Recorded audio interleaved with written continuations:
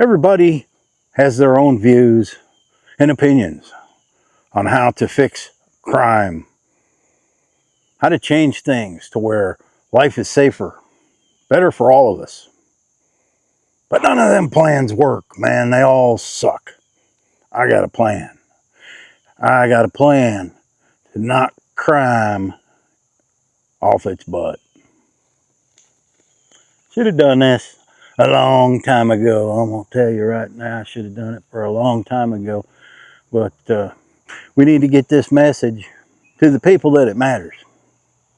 I don't know who that is, but here we go. Now, before I begin, I may mention race, I may mention gender, I may mention some of those things because they are important to the facts, the data. You know me, I always got data because if I don't have it, somebody's going to say, well, you just made those numbers up. Those aren't real numbers. These are real numbers. I check with multiple sources. It's a ballpark, okay? Ballpark. So you in the corner, you know, oh, he's going to mention black people. He's going to mention Asians. He's going to mention Hispanics. Yes, I'm going to mention every single one of those. But we're not going to be mean. So shut up and sit down and listen. In the United States of America, and when I say United States of America, I mean the 50 states that we live in on the mainland. If you're watching from another country, well, you may have similar issues in your country. We currently have a total of 1,103,000 males incarcerated. That's all races, okay? That's the number for all the races. Females, there's 82,000. Either females are really good at not getting caught at what they're doing, or they're busy with their kids, something like that. But everybody, it's always been the female population's been a lot lower. I hope the light is right here. Out of that 1.1 million incarcerated in the United States, you have 328,000 white people. You have 370,000 black people. You have 258,000 Hispanics. American Indian or Alaskan Native, you have 17,000. Asians, 14,000. Other mixed races, 113,000. And with the females, you have 39,000 white, 14,000 black, 15,000 Hispanic, 2,100 natives, 600 Asians, 11,000 mixed race. Now, these are just the numbers. They are not the percentage of, for instance, black inmates represent, okay, black population is 13% of the population, yet they have more incarcerated, okay? So, and with the black, it's, you know, 14,000. It's about the same number with females as well. I do not know what the Hispanic proportion is in the country. I know it's higher probably than blacks, but they have a pretty good number too. But whites, yes, whites are the majority of America. So that is the number for that. Now, on the other side of the coin, you have 3.77 million people on parole and probation. So you're looking at almost 5 million people that can't stay out of trouble. They just can't. A lot of them are repeat offenders. Okay, they go back more and more and more, over and over and over. Repeat offenders. And then that's not including the 619,000 people that are now incarcerated in the county, city, and the jails. That's another almost, you know, 500,000, a little over 500,000. So 5.5 million people that cannot stay out of trouble. What else do I got? What else do I got? I guess that's all. Now we talk. Here's my plan, man. And it would work. You know, recently they built that alligator Alcatraz in Florida for the migrants that they are shipping out of the country. And I saw that and I'm like,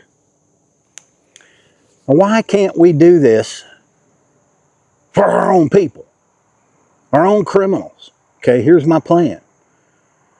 You have all these little towns, these cities that are struggling across the country.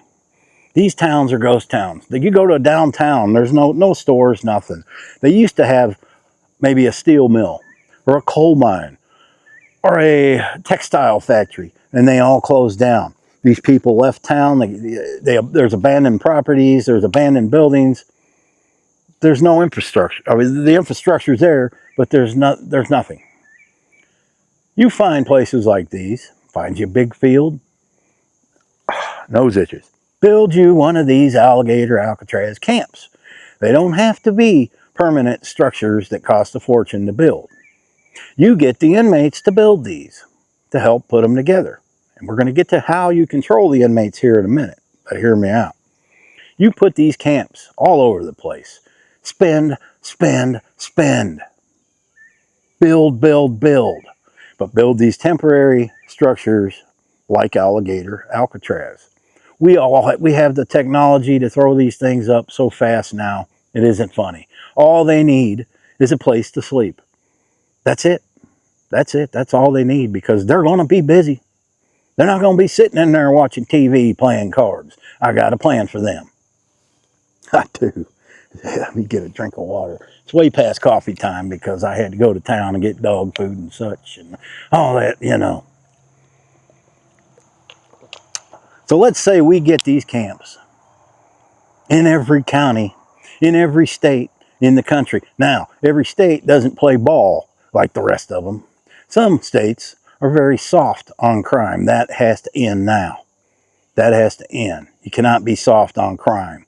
Now, your murderers, your rapists, and your child molesters, we're locking them up, okay? They are going to the permanent brick and mortar buildings. They are going to be locked up.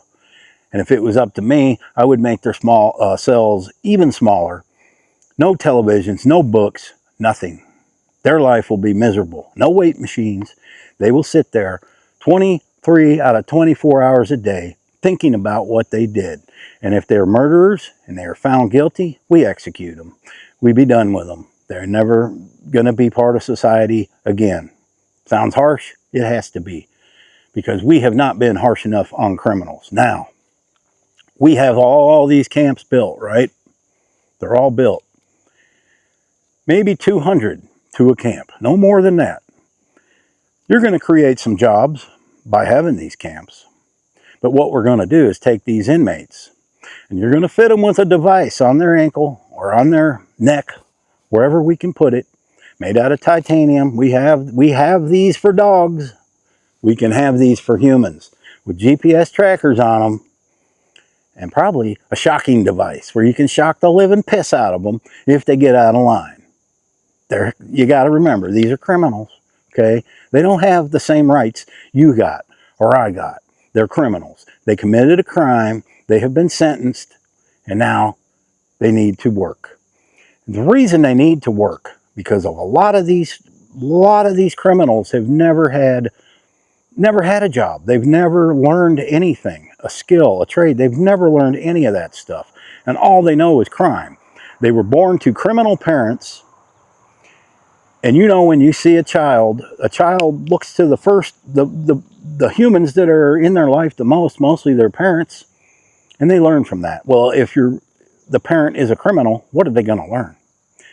This happens a lot in the black community because they're born and right away they're seeing people commit crimes and do things, and they never have a chance to learn anything that's going to give them any value in life.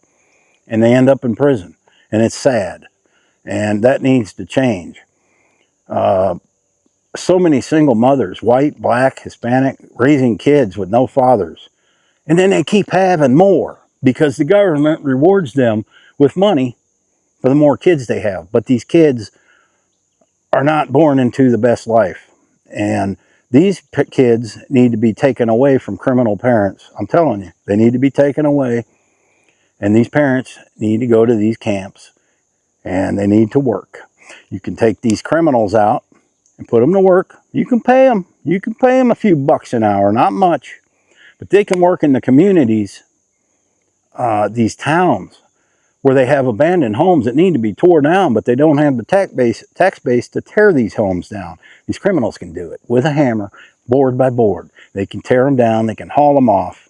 They can work. You can open food processing plants. Tyson, Hormel, all these places can open food processing plants and employ these guys for $2 an hour, $3 an hour. Now, you could pay them a little more if they are fathers who owe child support. You pay them, the money goes to child support. They get to keep a little bit to get their ho-hos and honey buns from the commissary. If they screw up when they are out working, they go back and they're locked up with the others for 23 hours a day. That is a big deterrent, and anybody who's ever been to jail, you don't want to be in there. Okay, I've done a few days in jail. I know what it's like. The bottom line is, if you're in jail or you get in trouble, you did something, okay? Every time in my life I think back, I got in trouble with the law, and I had my run-ins with the law when I was younger. I deserved it. I did something I shouldn't have been doing. That's what got me in trouble. And that is the case 99% of the time. They're not just driving around looking to find somebody just to put them in the jail to conjure up some crime. Maybe that has happened. Okay, maybe that's been done, but 95% of the time, probably higher than that, you did something wrong or you were thinking about it. Okay? If we start doing this around the country, you're going to teach these people. I'm talking about the guys who have done crimes that they should not go to life prison for the rest of their life. But they should get, if they are sentenced to 5 years, guess what? You're doing 5 years. But you have the option to work for those 5 years, supervised. You wouldn't even need that many supervisors if you have the GPS and the shock collar on them. It doesn't have to be a shock collar. GPS would probably be good enough. You do have to screen who is in these work camps, these work programs. You put them on the sides of the roads picking up trash. You drive through some of these cities, it looks like a dump. There's trash everywhere. There's graffiti everywhere. There is plenty for prisoners to do. Now, you're thinking, wow, this is going to cost a fortune to do all this. Yeah. Guess what? How many of these 5.5 million, what do you think these criminals, 5.5 million of them are costing you? Costing you in theft, your prices go up. They're costing you in insurance claims, your insurance rates go up. They are costing billions upon billions and billions of dollars. Not to mention all the time it takes in the courts, the money that it takes to convict somebody. So what it would cost to build these temporary camps, yeah, later that would pay for itself. Because you're putting them out, you're having them do a service for somebody, something, and it's a win situation. Why have we not done anything? They've tried to, put them on the chain gang, breaking rocks. Well, that doesn't benefit anybody. That's just a punishment. If you want to rehabilitate convicts, criminals, then you got to teach them something they can use when they do finally get out. There are people in prisons right now who are plumbers, electricians, carpenters. There's one from every trade in there. You find out what they know. Okay, this guy's a carpenter. Let's take him and 4 grunts. Okay, grunt's a guy that doesn't know nothing. He's labor. And let's let him teach these guys how to be a carpenter and how to build something. You take the plumber. You have them teach another set of guys how to be a plumber. They will learn to enjoy this work. If not, they go back and, what are their choices going to be? They're going to go back and sit and do nothing. Or they're going to go out and get some fresh air. Hey, they can smoke cigarettes, do whatever. But they are monitored. They cannot leave. I think it would work. So let me know what you think, guys. Something has to be done. And I would say you would have a lot of pushback from these states that love criminals. They absolutely do. They love them. They don't convict them of crimes. They let them out way before they've served their sentence. But these states, if they refuse to play along, well, then they don't get any more government cheese. Okay, you cut that off. Now you might say, oh yeah, that's what Trump's trying to do. Well, what's wrong with that? What's wrong with trying to get rid of crime? Nothing. So if that's what he's trying to do, that's great. But right off the bat, everybody's got to fight somebody that's trying to fix the problem. And oh, that's cruel, letting them sit in there with no books and no TV. No, it isn't. They're criminals. They're never going to learn their lesson unless you change the way we're doing things today has never worked. It's never worked. Now, 150 years ago, if you murdered somebody, you'd go on a short trial, kangaroo court trial. They'd find you guilty. If they didn't already have a gallows built, you got to sit in that little jail cell. Now, I watched too many Westerns, but this is really how it went.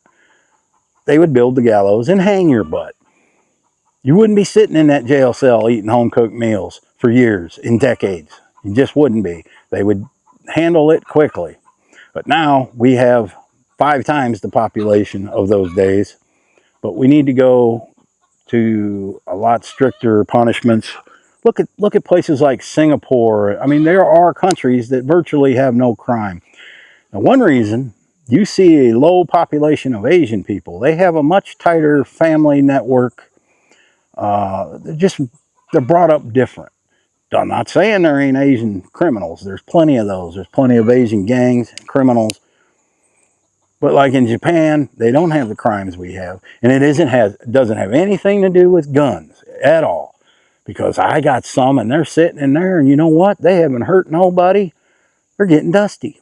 Because I don't choose to use them to hurt anybody.